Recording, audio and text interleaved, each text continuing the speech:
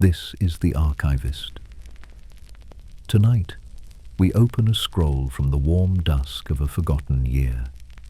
We step softly into a world where the ovens crackle, the broom sings across stone, and nothing waits for us but time. Somewhere in the gentle fold of an English valley, where mist clings to thatched roofs like whispered secrets, there stands a bakery that has known the rhythm of dawn for longer than memory can hold. The year is 1920-something. The exact number matters less than the feeling of it, the way the world still moved at the pace of horses and church bells, when bread was still a prayer made manifest in flour and flame. I find myself here in the hour before the hour, when darkness still pools in the corners of the stone kitchen, and the village sleeps beneath quilts that smell of lavender and thyme. The air holds that particular stillness that comes just before the world remembers itself. Not quite night, not yet morning, but something softer than either. The kitchen door opens with the faintest creak, a sound so familiar it barely disturbs the silence. Through the doorway steps a figure I have come to know well in these quiet hours. Marta, the baker's daughter, though she is no longer young. Her hair, silver-streaked and pinned beneath a worn cotton cap, catches what little light filters through the small window above the great stone hearth. She moves with the careful grace of someone who has walked these same flagstones for 30 years or more, each footfall placed with the unconscious precision of ritual. The kitchen receives her like an old friend. Here, the walls are thick stone, darkened by decades of wood smoke and flour dust, worn smooth by countless hands that have kneaded and shaped and tended. The ceiling beams, heavy oak that once grew in forests now long forgotten, stretch overhead like the ribs of some gentle giant, holding the warmth and the memories of 10,000 mornings, just like this one. Marta pauses at the threshold, her hand still resting on the iron latch. I watch as she breathes in the sleeping air of the kitchen, that particular scent of cold stone and banked embers, of flour settled into every crevice, of yeast that dreams in its earthenware crock. It is the smell of potential, of bread that exists only in possibility, waiting for hands and heat to call it into being. The hearth dominates the far wall, its mouth dark now but for the faintest glow of coals that have been carefully banked through the night. Above it, the chimney disappears into shadow, and I can almost hear the whisper of cool air moving down from the world above, carrying with it the scent of dew-wet grass and the last breath of night-blooming jasmine from someone's cottage garden. She moves toward the hearth with steps that make no sound, her worn leather shoes knowing exactly where each stone lies, which ones might shift or sing underfoot. The floorboards near the great table are polished smooth by generations of bakers who have stood in this same spot, measuring and mixing, their feet wearing gentle hollows in the wood like water-shaped stone. On the long wooden table that runs down the center of the kitchen, the tools of her trade wait in their accustomed places, the great mixing bowl, cream-colored earthenware with a chip on one side that her grandmother made 40 years ago. The wooden spoons, their handles worn to silk by countless hands. The measuring cups, pewter that has grown soft and warm with age. The flour sifter, its mesh fine as spider silk, resting beside a wooden scoop that bears the marks of 10,000 dips into the flour barrel. I notice how the early light, what little there is of it, seems to gather around these simple objects, lending them a quiet dignity. They are not beautiful in the way that fine things are beautiful, but they possess something deeper, the beauty of purpose, of tools that have found their perfect use and settled into it like a hand finds a familiar glove. The silence in the kitchen is not empty, but full of the potential energy of the day to come, of bread that will rise and bake and feed the village, of conversations that will happen over warm loaves, of children who will press their faces to the bakery window and breathe fog onto the glass while they choose between currant buns and seed cake. Marta reaches for her apron, hanging on its wooden peg beside the hearth. The fabric is soft with washing and wear, faded from what might once have been blue to something closer to the colour of morning sky seen through mist. She ties it around her waist with movements that are automatic, unconscious, her fingers knowing the exact tension needed, the precise way the strings should cross and loop. As she settles the apron around herself, I see her shoulders relax slightly, as if putting on this simple garment has transformed her from Marta who sleeps to Marta who bakes, from the woman who dreams to the woman who creates.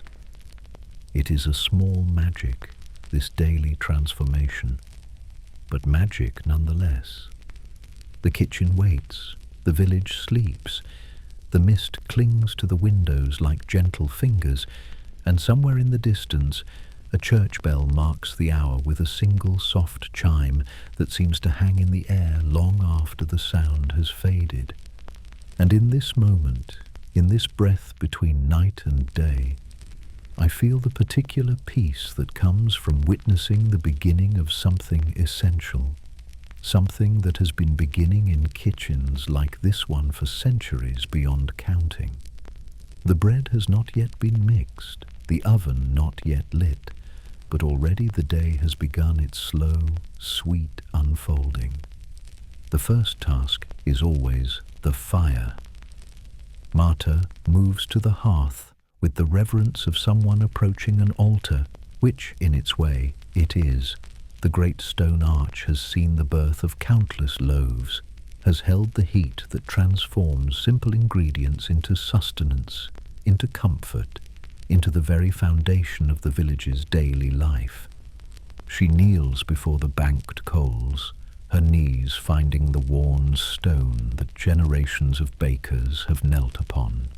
The embers glow like tiny suns in the darkness of the firebox, pulsing gently with their own quiet breath. I watch as she reaches for the bellows, leather cracked with age, but still supple, still capable of coaxing flame from the sleeping fire. The first gentle puff of air sends a shower of sparks dancing upward, each one a brief star against the sooty stone. The coals brighten, their edges beginning to show the fierce orange that speaks of heat building, of energy gathering itself for the work ahead. Another breath from the bellows, and another, each one measured and patient, never rushed. There is something deeply satisfying about watching fire wake from its slumber, the way it stretches and yawns in tongues of flame, the way it reaches toward the kindling that Marta now places with careful precision among the coals. The wood is dry oak, split fine and seasoned through the long winter months, each piece chosen for its ability to catch quickly and burn clean. The first flames lick upward, tentative at first, then growing bolder as they find purchase in the kindling. The light begins to push back the shadows in the kitchen, painting the stone walls with dancing patterns of gold and amber. The temperature in the room shifts almost imperceptibly, the first hint of the warmth that will soon fill every corner of this space. As the fire establishes itself, Marta rises and moves to the flour barrel that stands in the corner like a faithful sentinel. The barrel is oak, its staves bound with iron hoops that have grown dark with age. When she lifts the heavy wooden lid, the scent that rises is clean and sweet, the smell of wheat that grew in fields under summer sun, that was harvested in the golden days of autumn, ground by the miller whose wheel turns by the stream at the village edge.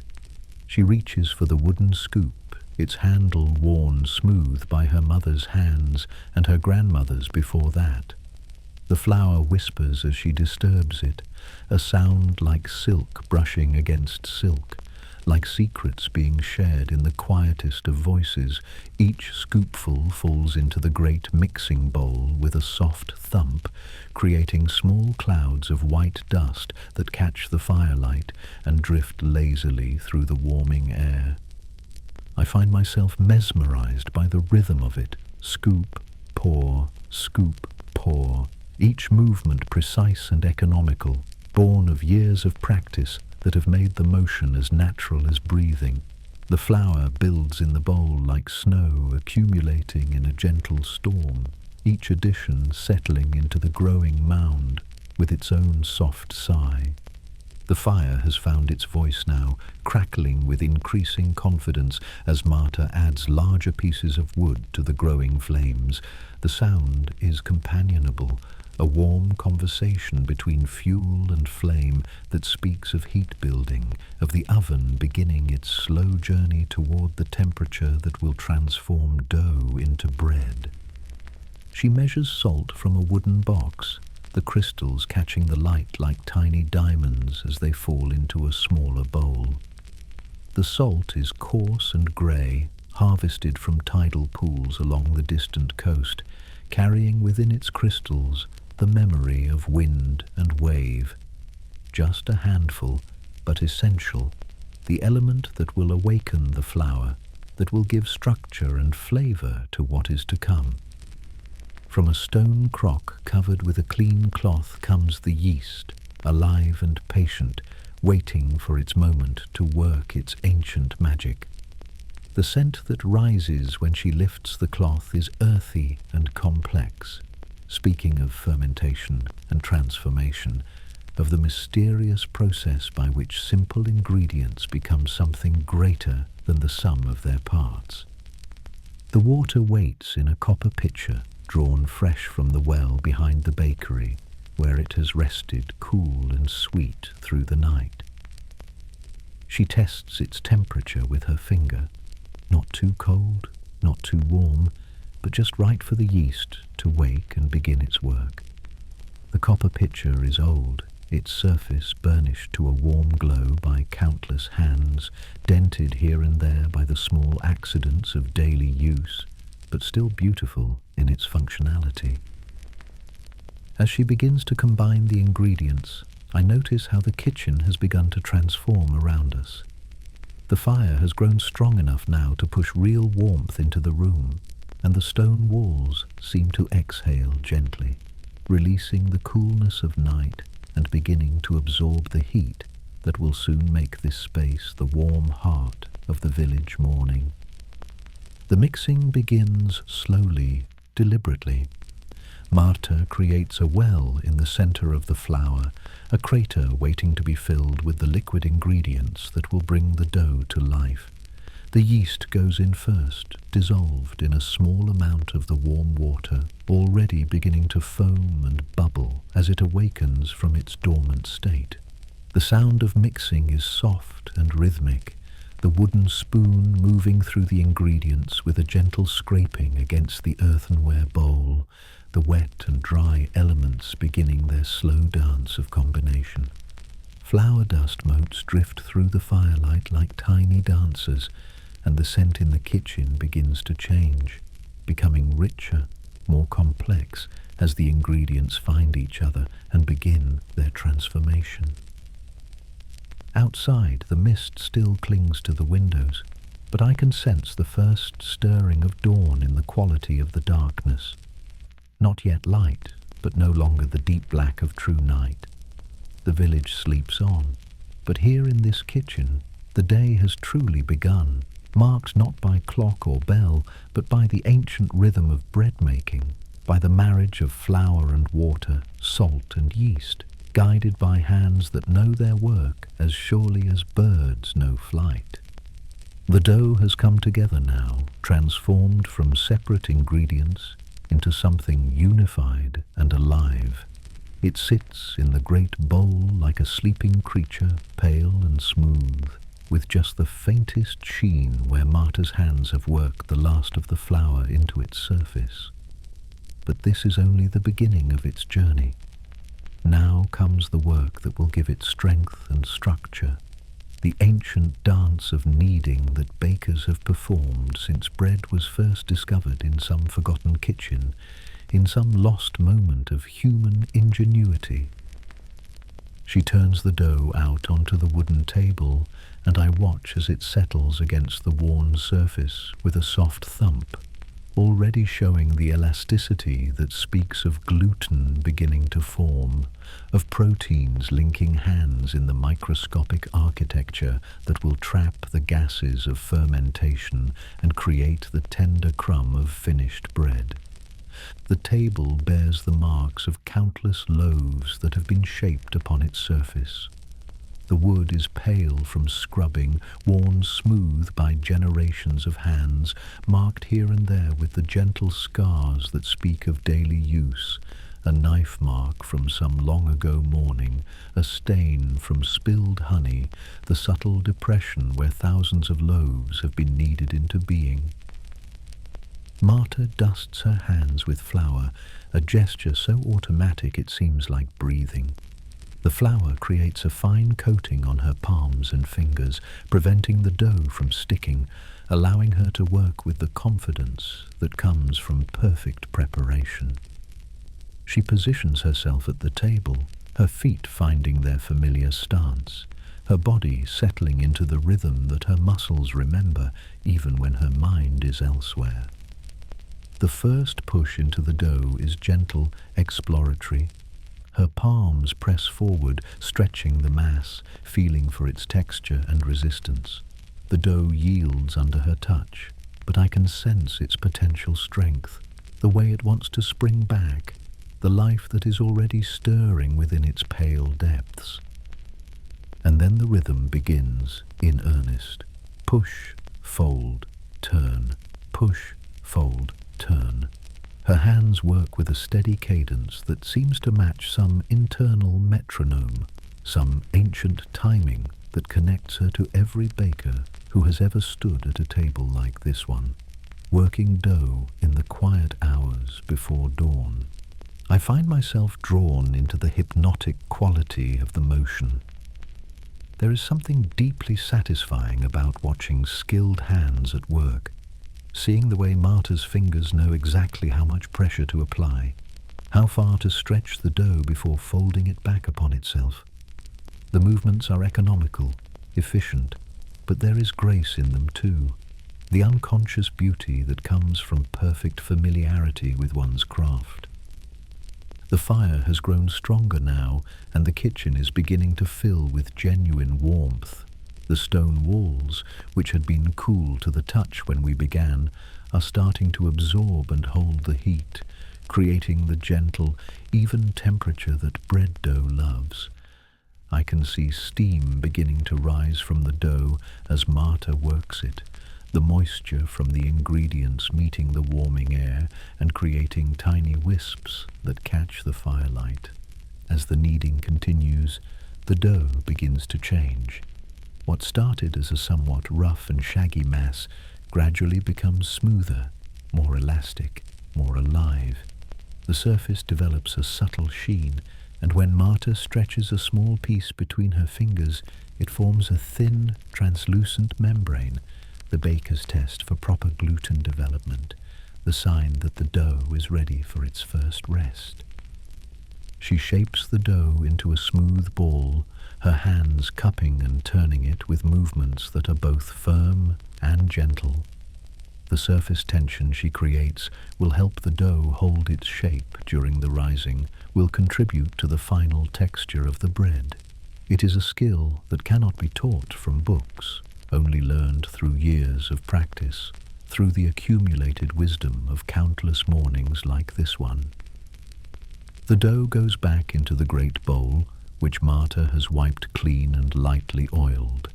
She covers it with a clean linen cloth, soft from many washings, that will protect the rising dough from drafts while allowing it to breathe. The bowl finds its place near the hearth, where the gentle warmth will encourage the yeast to work its slow magic. Now comes the waiting, but it is not idle time. While the dough takes its first rest, Marta begins the process of preparing the oven itself. The fire has been building steadily, and the temperature inside the great stone chamber is beginning to climb toward the heat that will be needed for baking. She adds more wood to the fire, larger pieces now that will burn long and steady, creating the sustained heat that the oven requires. The flames leap higher, painting the kitchen walls with dancing shadows, filling the space with the comfortable sound of burning wood and the occasional pop of a resin pocket releasing its stored energy. The oven is built into the wall beside the hearth, its mouth opening like a cave into the stone. Inside, the dome-shaped chamber is lined with fire brick that will absorb the heat and radiate it back evenly, creating the perfect environment for baking. But reaching that perfect temperature is a slow process, requiring patience and attention, the gradual building of heat that cannot be rushed. I watch as Marta checks the dough, lifting the corner of the cloth to peer at its progress. Already, I can see that it has begun to expand, the surface becoming slightly rounded as the yeast awakens and begins to produce the carbon dioxide that will leaven the bread. The smell rising from the bowl is different now, yeasty and alive, with a faint sweetness that speaks of fermentation beginning its ancient work. The kitchen has settled into its working rhythm now. The fire burns steadily, the dough rises slowly, and Marta moves between her tasks with the easy confidence of someone who has done this work so many times that it has become as natural as walking. She wipes down the table, prepares the pans that will hold the shaped loaves, checks the temperature of the oven with a practiced hand held near its mouth. Outside, the first hint of true dawn is beginning to touch the edges of the windows. The mist still clings to the glass, but there is a subtle shift in its quality, a suggestion that somewhere beyond the village, the sun is beginning its own daily journey toward the horizon. The darkness is no longer complete. It has begun to soften around the edges, taking on that particular grey-blue quality that speaks of morning gathering itself for the grand entrance that is still an hour or more away.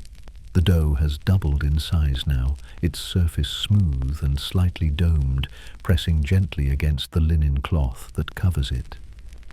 When Marta lifts the fabric, the scent that rises is rich and complex, the clean smell of flour transformed, of yeast that has been working steadily through its first fermentation, creating not just the gases that will leaven the bread, but also the subtle flavors that will make each loaf a small masterpiece of taste and texture. She tests the dough with a gentle finger, pressing lightly into its surface. The indentation remains for a moment, then slowly fills back in. The perfect sign that the first rise is complete, that the dough is ready for the next stage of its transformation. The process of turning out the dough is gentle, almost reverent. Marta's hands slip beneath the mass, lifting it from the bowl with care not to deflate it too quickly. The dough has a different quality now, more alive, more responsive, with a subtle bounce that speaks of the network of gluten strands that have developed during the kneading and the bubbles of gas that have been trapped within its structure. On the floured table, she begins the process of dividing the dough. Her hands work with practiced precision, using a wooden scraper to cut the mass into portions that will become individual loaves. Each piece is weighed by feel rather than scale. Her hands have learned over the years to judge the exact amount needed for a perfect loaf, the weight that will rise properly and bake evenly in the time available. The shaping begins with a gentle pre-shaping, each portion of dough formed into a rough round and allowed to rest for a few minutes. This brief relaxation allows the gluten to settle, making the final shaping easier and ensuring that the finished loaves will hold their form during the final rise and baking. I find myself fascinated by the way Marta's hands move during the shaping process. There is a conversation happening between her fingers and the dough, a dialogue of pressure and response that speaks of deep understanding. She cups each portion, rolling it gently against the table surface, creating the surface tension that will help the loaf maintain its shape. Some of the dough becomes round loaves, shaped with a spiraling motion that creates a tight, smooth surface. Others are formed into the traditional cottage loaf shape, a smaller round of dough placed atop a larger one, the two joined with a gentle twist of her thumb that will create the distinctive waist that gives this style of bread its character. The shaped loaves are placed on wooden boards dusted with flour, each one given enough space to expand during its final rise. They are covered again with clean cloths, protected from drafts, but allowed to breathe, to continue their slow transformation from simple dough to the complex structure that will become bread. The oven has been heating steadily throughout this process, and now Marta begins the delicate work of judging its temperature. She holds her hand near the mouth of the oven, feeling for the intensity of heat that radiates from within. Too cool, and the bread will not rise properly in the oven and will not develop the crisp crust that is the hallmark of well-baked bread. Too hot, and the outside will burn before the inside has had time to cook through. The test she uses is one that her grandmother taught her, and her grandmother's grandmother before that. She throws a handful of flour into the oven and watches how quickly it browns. If it burns immediately, the oven is too hot. If it takes too long to color, more heat is needed. But when the flour turns a golden brown in just the right amount of time, a timing that exists more in instinct than in any clock, then the oven is ready. The fire has done its work now, heating the stone walls and floor of the oven to the perfect temperature. Marta uses a long-handled wooden peel to sweep out the coals and ash, clearing the baking chamber for the loaves that will soon fill it. The floor of the oven glows with retained heat, the stones radiating the energy they have absorbed from hours of careful firing. As she works, I notice how the kitchen has continued to transform around us. What began as a cool, quiet space has become warm and alive, filled with the scents of yeast and wood smoke, of flour, and the indefinable aroma of bread in the making. The light from the fire dances on the walls, creating a sense of coziness and comfort that speaks to something deep in the human soul, the ancient satisfaction of shelter and warmth, of food being prepared with care and skill. The loaves have risen beautifully during their final rest, each one swollen with the gases of fermentation, ready for the transformative heat of the oven. Marta scores the tops with a sharp knife, creating the decorative slashes that will allow the bread to expand properly during baking, that will create the rustic, artisanal appearance that marks bread made by hand rather than machine. The moment of loading the oven is always one of quiet drama.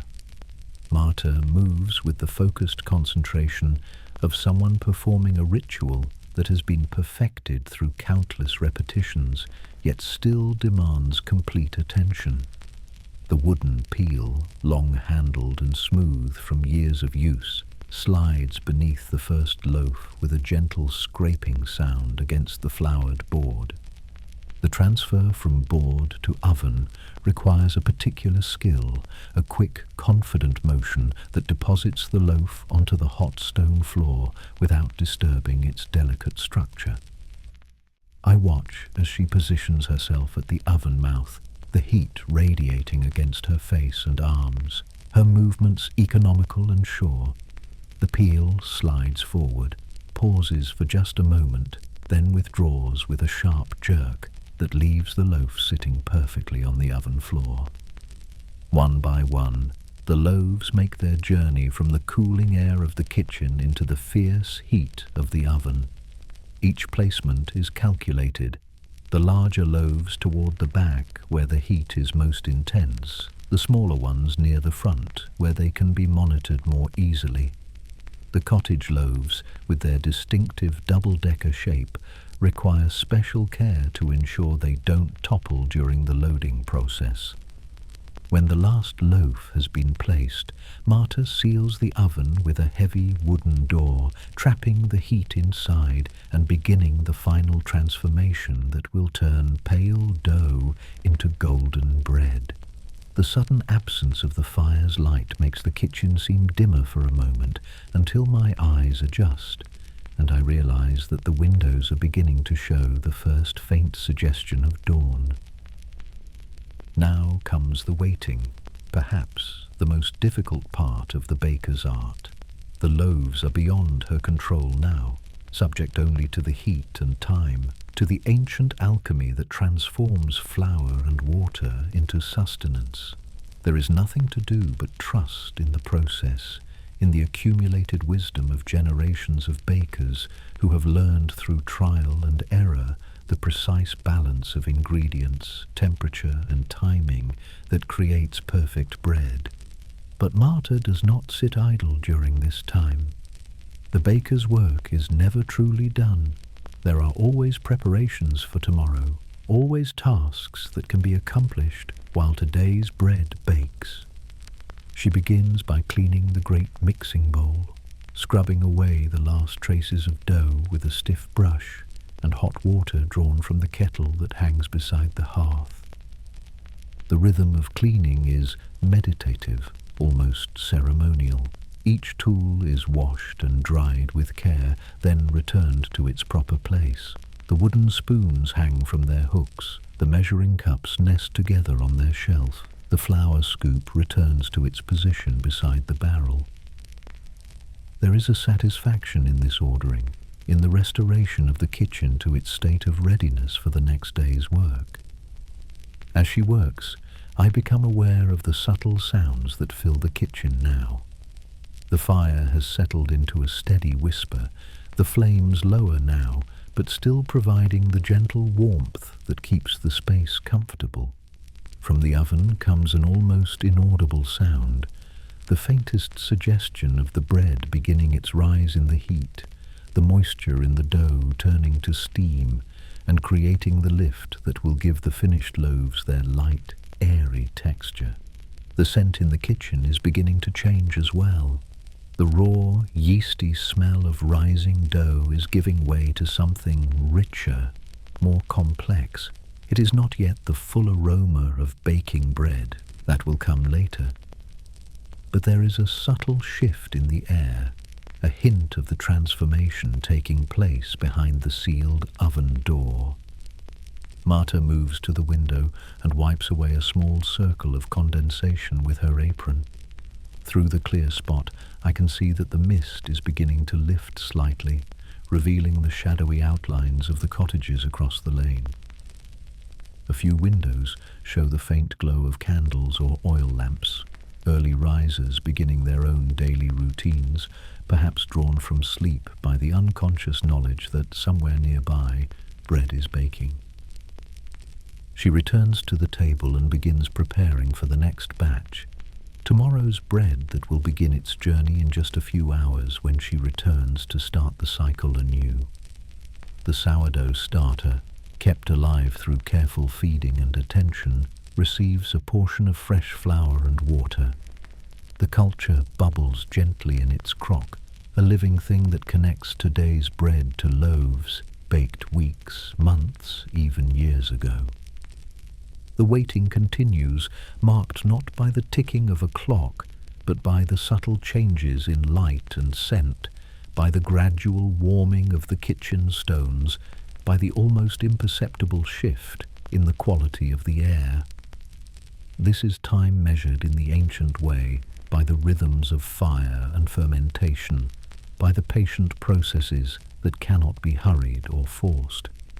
I find myself drawn to the small details that fill these quiet moments, the way the firelight catches the grain in the wooden table, highlighting the patterns that speak of the tree this wood once was, the gentle, settling sounds of the building itself, the old timbers and stones adjusting to the changing temperature as the kitchen warms, the soft whisper of Marta's skirts as she moves about her tasks, the quiet efficiency of hands that know their work so well that conscious thought is unnecessary. From somewhere in the distance comes the sound of a church bell marking the hour, not the full peal that will call the village to worship, but the single chime that tells those who are awake that time continues its steady passage. The sound hangs in the air for a long moment before fading, leaving behind a silence that seems deeper for having been broken. The first hint of the true aroma of baking bread begins to seep around the edges of the oven door. It is subtle at first, barely distinguishable from the general warmth and yeastiness that has filled the kitchen all morning, but gradually it grows stronger, richer, more complex, the unmistakable scent that speaks of crust forming, of starches converting to sugars, of the Maillard reaction that creates the golden color and deep flavor of well-baked bread. Marta pauses in her work, her head tilted slightly as if listening to something only she can hear. Perhaps it is the sound of the bread itself, the faint crackling as the crust forms, the whisper of steam escaping through the scores she cut in the tops of the loaves. Or perhaps it is simply the baker's instinct, developed through years of practice, that tells her the bread is progressing as it should. The light outside has continued to strengthen, though the sun itself remains hidden behind the hills that ring the village. The mist is lifting more noticeably now, revealing the familiar shapes of the world beyond the bakery. The stone wall that borders the lane, the ancient oak that stands in the village green, the weathered cross that marks the center of this small community.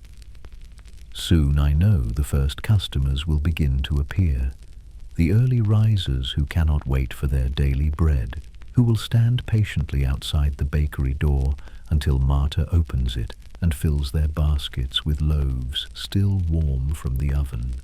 Children will press their faces to the window, their breath fogging the glass as they peer in at the golden treasures within.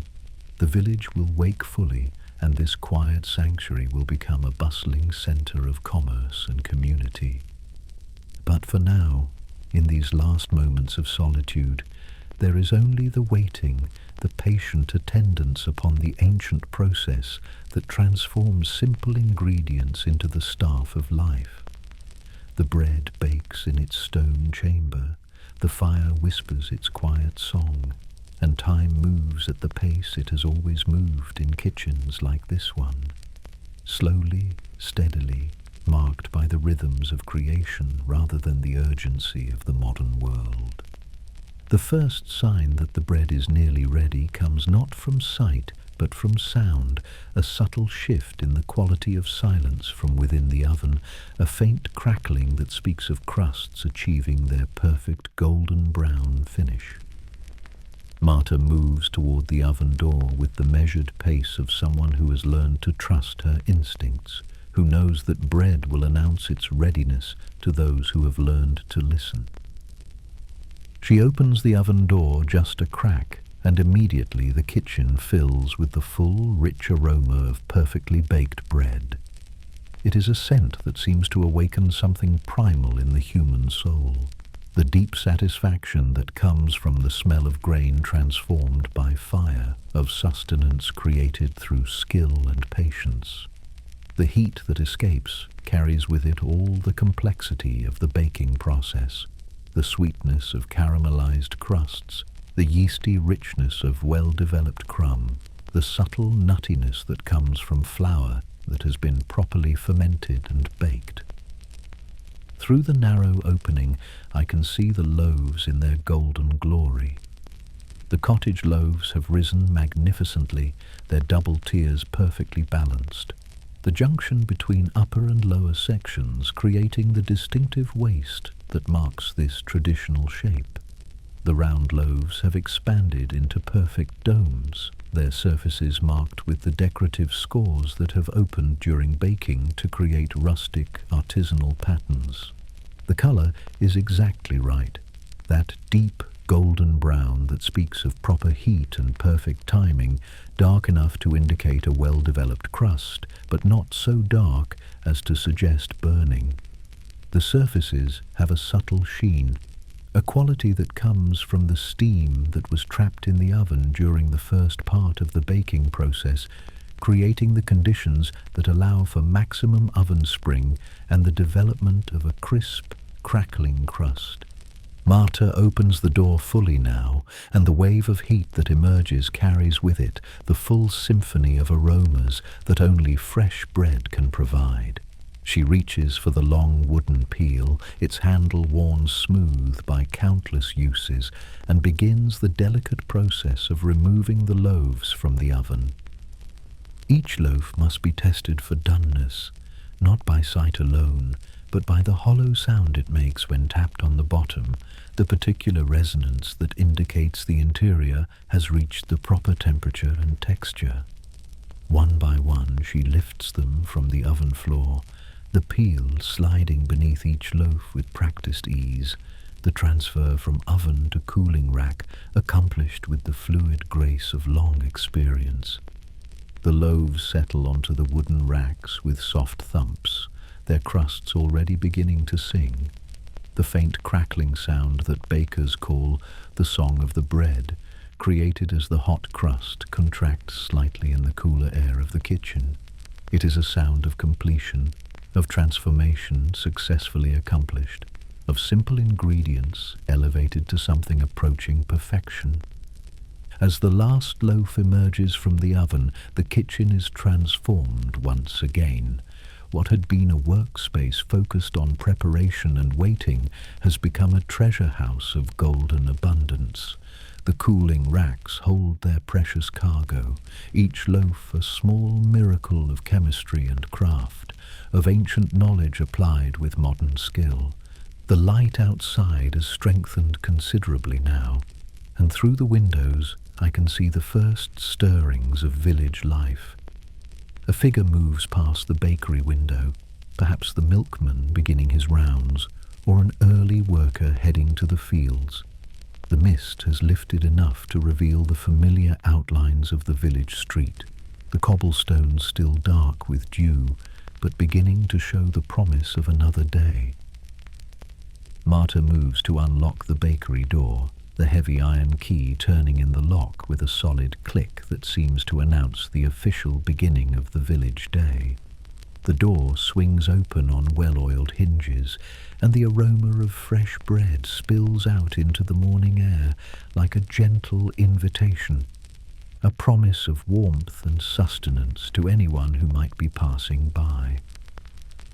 Almost immediately, as if summoned by some invisible signal, the first customer appears. It is Mrs. Whitmore from the cottage at the end of the lane, her market basket over her arm, her face bright with the anticipation that comes from knowing that fresh bread awaits. She has been making this same journey for 20 years or more, arriving at almost exactly this time each morning, her routine as fixed and reliable as the sunrise itself. "Good morning, Marta," she says, her voice carrying the particular warmth that comes from long acquaintance, from the comfortable familiarity of neighbors who have shared countless mornings like this one. "I can smell them from my kitchen window. They must be particularly fine today." Marta smiles, the quiet satisfaction of work well done evident in her expression. She selects a cottage loaf from the cooling rack, its crust still singing softly, still radiating the gentle heat of the oven. The bread is wrapped in a clean linen cloth, the fabric soft from many washings and placed carefully in Mrs. Whitmore's basket, where it will carry its warmth and fragrance home to her breakfast table. "Still warm from the oven," Marta says, her voice carrying the quiet pride of a craftsperson who knows her work is good. "The crust should stay crisp until evening, and the crumb will be soft as silk." Mrs. Whitmore nods her thanks and departs, but already another figure is approaching, young Tom from the blacksmith shop, his face still bearing the sleepy look of someone recently roused from bed, but drawn by the irresistible call of fresh bread. Behind him, I can see others beginning to emerge from their cottages, the village slowly awakening to another day. The morning light has grown strong enough now to illuminate the interior of the bakery properly, revealing details that had been hidden in the earlier dimness. The shelves that will soon hold the day's production of bread and pastries, the glass-fronted cases that will display currant buns and seed cakes, the wooden counter worn smooth by countless transactions, countless hands reaching across it to exchange coin for sustenance. But it is the bread itself that dominates the space, loaf after loaf of golden perfection, each one slightly different from its neighbors, each bearing the subtle variations that mark the work of human hands rather than machines. Some are darker, some lighter, some perfectly symmetrical, while others show the charming irregularities that speak of individual character, of bread that has been shaped by someone who cares about the craft rather than merely the efficiency of production. The cottage loaves stand like small monuments to tradition, their distinctive shape unchanged for centuries, a form that speaks of English baking at its most fundamental. The round loaves nestle beside them, their surfaces marked with the cross-hatch patterns of the scores that allowed them to expand properly during baking. A few specialty loaves show different treatments, some scattered with seeds, others bearing the distinctive spiral pattern that comes from a particular shaping technique passed down through generations of bakers. As more customers begin to arrive, the bakery fills with the gentle sounds of commerce and community. Voices greet each other with the easy familiarity of neighbors. Comments are made about the weather, the quality of the bread, the small events that make up the fabric of village life. Children peer through the window, their faces pressed against the glass, their breath creating small clouds of condensation as they debate which treat they might be allowed to choose. The rhythm of the morning has shifted now from the solitary meditation of preparation to the social dance of serving the community. Marta moves behind the counter with practiced efficiency, selecting loaves, making change, engaging in the brief conversations that oil the machinery of village life. Each transaction is more than mere commerce. It is a moment of connection, a small thread in the web of relationships that bind the community together. I watch as she serves old Mr. Henderson, who has been buying his daily bread from this bakery since before Marta was born, who remembers her grandmother and speaks of her with the reverence reserved for those who have passed into legend. His hands shake slightly as he counts out his coins, but his eyes are bright with the pleasure of routine, of another morning successfully begun with the ritual of fresh bread. A young mother arrives with two small children in tow, their faces bright with anticipation. The youngest, a girl of perhaps 4 years, stands on tiptoe to peer over the counter at the cooling loaves, her eyes wide with wonder at the golden abundance spread before her. Marta selects a small roll, still warm, and offers it to the child with a smile that speaks of her own memories of being small and overwhelmed by the magic of the bakery. The sun has finally crested the hills that ring the village, sending long shafts of golden light through the bakery windows.